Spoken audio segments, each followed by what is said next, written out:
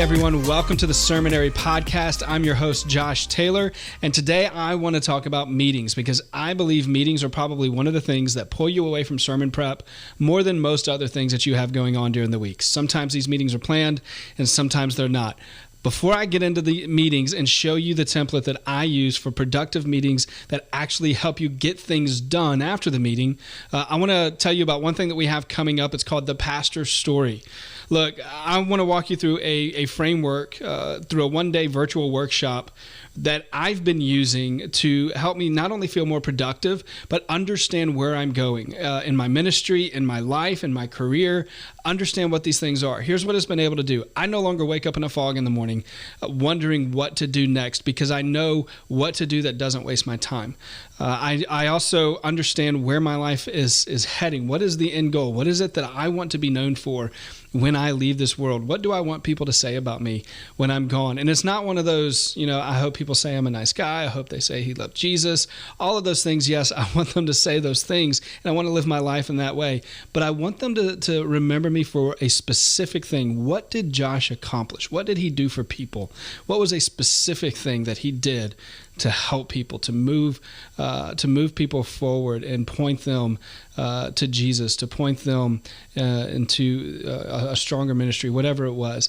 And this framework helped me clarify that. But I understand where my ministry is going. I understand what it is every day that I need to get out of bed and do, and why I need to get out of bed and do it. So I want to invite you to be a part of this. This is probably one of the more meaningful things that you could invest in for yourself. I promise it will be. We're going to spend several hours together on February 26th walking through this framework. I'm going to be teaching some of it. There's going to be some videos for it. There's a workbook for you. You're also going to learn a daily routine that's not only going to help you create goals, but actually a framework to help you achieve those goals. I don't know how many times you've made goals and never actually made much progress towards them or achieving them. I do it all the time. Not anymore. With this framework, it helps me actually set goals and achieve those goals. But also a daily routine that helps you move your day forward so that by the end of the day, not only do you not just feel depleted, but you don't feel like you wasted the day. Sometimes, I used to go home exhausted, but feel like I've gotten nothing done. And that no longer happens because I use a daily routine to help me make sure I get my most important priorities done so that at the end of the day, my son, my wife, they have all of me and my brain is not somewhere else focused on the things that I didn't get done. So I want to encourage you to do this. Go to sermonary.co/thepastorstory, all one word, and sign up for that. It's going to be February 26th. Normally this course, we would run it for $297. We're going to do it for $197 for the inaugural class. So that's a $100 discount that we're doing. Don't miss out on this. Take advantage of it. We've been talking about how important personal development is for pastors. This is your opportunity to invest in yourself. And I promise this is not just an investment you're making in yourself. It's an investment that you're making in your ministry, your church, your family. And it will be, I know it will be one of the more meaningful things that you invest in and probably one of the most meaningful things that you do this year in your life. So I know that's saying a lot. I've made a lot of promises there, but I really want you to check it out. sermonary.co/thepastorstory. And that's going to be February 26th virtually. We're going to spend several hours together walking through that. I think we've got it from 8:30 Central to 2 o'clock Central for us to walk through that, and it's going to be amazing. All right, so today we're talking about meetings. And here's what I want to do. I want to walk you through a template that I use for meetings. Now, I'll be honest with you. This is a template that a version of this I stole from my friend Kula at StoryBrand. If you don't know what StoryBrand is, check it out. It's a framework that I coach businesses and churches through. It's just there's no other communication framework like it. It uses the power of story to really grow an organization or grow a business or to communicate more effectively. And I use this framework in meetings. My friend Kula actually took that framework, a communication framework, and said, how can we use this to actually use the power of story in our meetings so that people are not only know what to do in our meetings, but they're inspired in our meetings. They understand why we're doing what we're doing. And so she created this framework. I've taken it, tweaked it to fit churches, and now I want to share it with you. So Here's what we do. First, we talk about the problem. So any meeting that we have, let me back up just a second. There needs to be one thing that your meeting is about. When I posted a question this morning in our Facebook group called The Pastor Story, if you're not a part of it, I posted a question. I said, what is one of your most frustrating things about staff meetings? And the most common answer that I got was they don't stay on task. And what ends up happening is they drag on and often just feel like they're becoming a waste of time. Meetings do often take longer than they should. Here's the reality. You should not stop productivity and people doing work for more than 30 minutes, especially if it's not moving the needle forward in your organization. It's becoming a waste of time. So how do we actually get that done? How do we make meetings productive? How do we make them meaningful?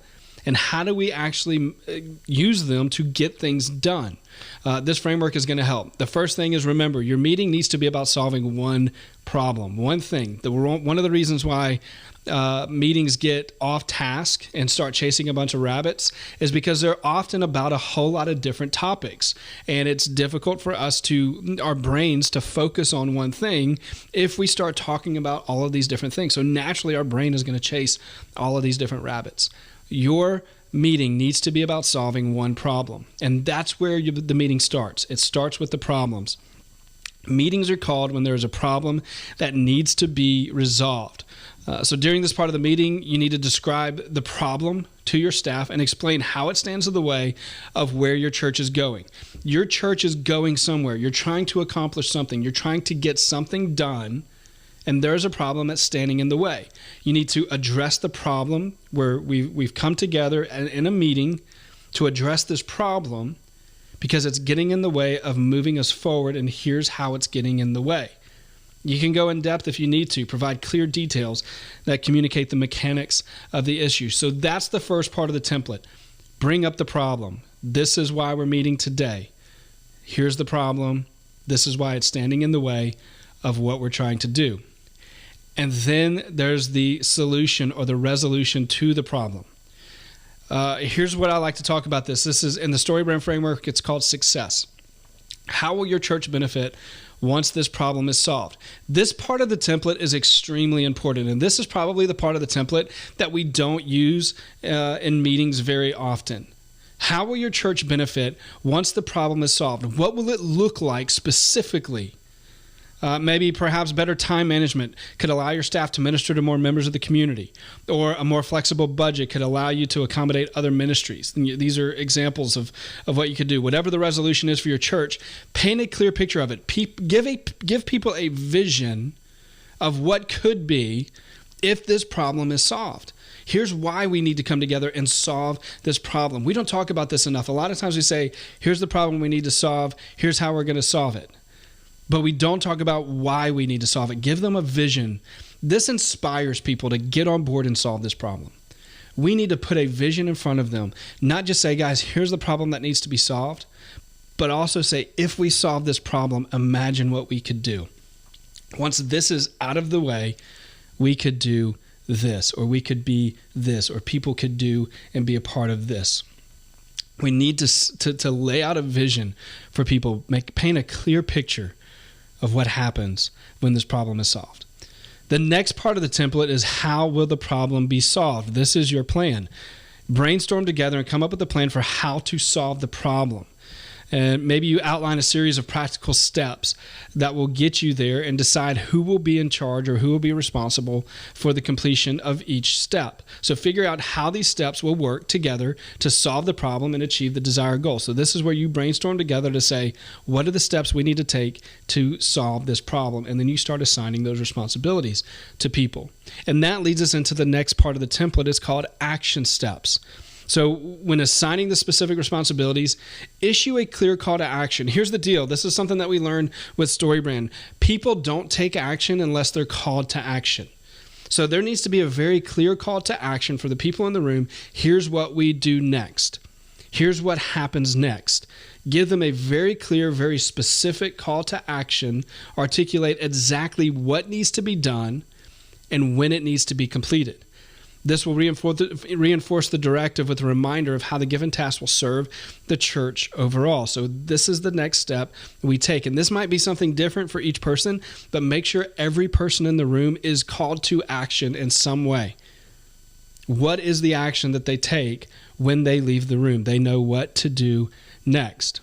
The next part of the template is timeline and completion date. This is really important, and this is one that I think a lot of churches miss because we lay out the problem. We might even lay out the plan. Here's what needs to be done. But then we don't actually lay out a timeline of when each step needs to get done. And you almost want to reverse engineer this. What's the completion date?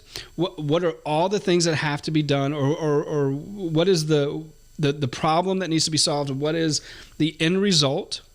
And then reverse engineer, okay, if we're going to be at this point, let's say in 3 months, we're trying to solve this problem. In 3 months, the problem is solved. It's right here. Okay, what needs to be done right before that? And what needs to be done right before that? Well, to get to that point, then what needs to be done for that? So almost reverse engineer the end.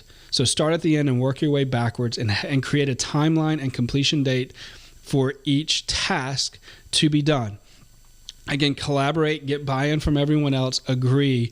These are the times and tasks that need to be done. And then you're going to end with something that you already did again. What happens when we reach the resolution? Reiterate how this project or how this solving this problem benefits the church as a whole, how it benefits the staff, how it benefits the congregation members or the group of people that you're trying to serve and help. Doing this will, again, tie everything back to conclude the meeting on a positive note. It's going to say, look, guys, we can do this. When we solve this problem, this is what's going to happen. You're going to repeat yourself. These meetings are almost like a marketing strategy, and marketing is an exercise in memorization. Repeat yourself. Remind people, here's what happens when this problem gets solved. I really think that this is an effective way to do this. Again, going back through this, your meeting needs to be about solving one problem. Don't have a whole lot of things on the agenda. Have one thing. If you can do this, have one thing on the agenda. And here's the reality. We can do this because a lot of the things that we meet about or that we throw into a meeting agenda can be done over an email. It can be done over a text thread or through your Slack or whatever your church might use.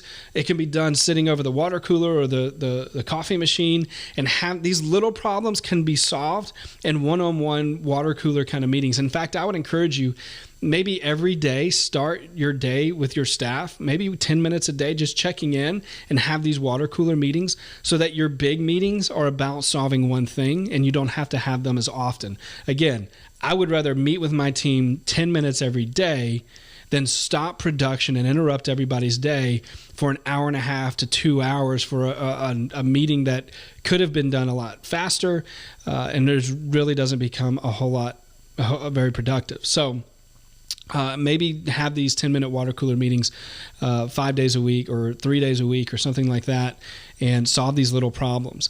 I remember I would sit in elders meetings. We would meet every other month, and so that was a lot of time that would go between elders meetings, and we would have so many things on the agenda. And look, we would meet during the week, usually like a Tuesday night or something like that. It would start at 6 o'clock when everybody got off of work because most of our elders were lay elders. And honestly, those meetings would go until 10, 11 o'clock at night, and we were exhausted. In fact, by the end of the meeting, we were probably making poor decisions because we were tired, we were exhausted, we knew we had to get up and go to work the next day, and it didn't always lend itself to productivity and great decisions. So I would limit your meetings to one topic that everybody can focus on so that you can stay on task. Here's what we're focused on. So you're going to start with the problem, bring everybody in on the problem, but you're also going to talk about how the problem is standing in the way of getting what you want, of where you're going, whatever it might be. Then you're going to talk about resolution. What happens when we solve this problem? What is the end of the story? What is success going to look like because we've solved this problem? And then how will the problem be solved? Lay out a plan. Decide on a plan of this is how we're going to solve this problem, or at least here's the next few steps of solving this problem. And then create those action steps. Make sure that there is a call to action for everyone in the room. Everyone leaves the room knowing exactly what the meeting was about. That's really important. Make sure everyone in the room knows what the meeting was about and what they're supposed to do next. Make sure that's crystal clear. Here's what we met about. Here's what we do next. The timeline and completion date, make sure everyone knows when they're supposed to get what done. Put dates on them. Timestamp everything. This is when things are supposed to be done. Here's who's doing it.